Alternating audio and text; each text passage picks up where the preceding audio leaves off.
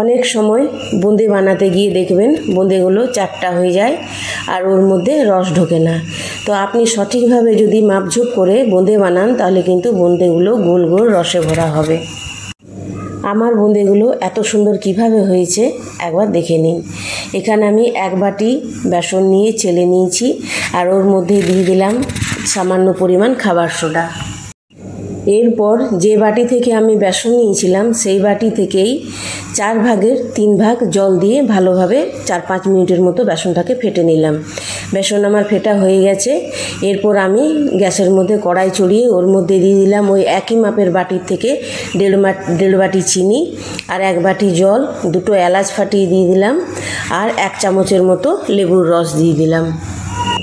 এরপর হাতা দিয়ে নাড়াচাড়া করে চিনিটাকে গলিয়ে নেব। তারপর 2 থেকে 3 মিনিট ফুটিয়ে নিলেই আমার চিনি শিরাটা তৈরি হয়ে যাবে। বোঁদের জন্য চিনি শিরা তৈরি করতে কিন্তু মোটা শিরা লাগে না, পাতলা শিরাতেই পারফেক্ট বোঁদে হয়।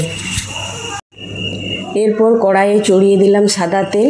তেলটা একটু গরম হয়ে যাওয়ার পর 1 চামচের মতো তেল তুলে বেসনের মধ্যে ঢেলে বেসনটাকে আবার একটু ফেটে নেব।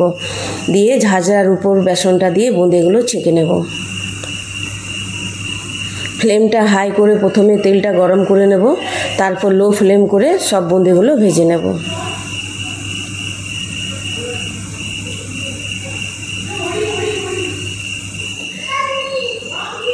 দিয়ে একটু বেসন রেখেছিলাম, ওই বেসনের মধ্যে একটু ফুড কালার মিশিয়ে আবারও আমি কিছু বোঁদে ছেঁকে নেব।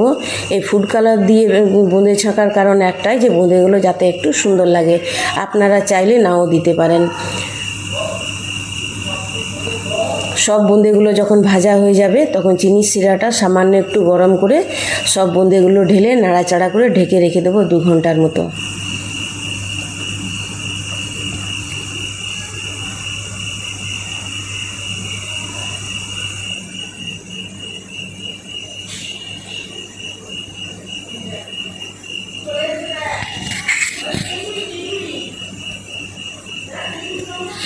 দু ঘন্টা পর দেখবেন বোঁদেগুলো আমার কত সুন্দর গোল গোল রসে ভরা এবং ঝরঝরে হয়েছে। তো আপনারা বাড়িতে নিশ্চয়ই ট্রাই করে দেখবেন আমার রেসিপিটা ঠিকঠাক হয়েছে কিনা। নমস্কার, ধন্যবাদ।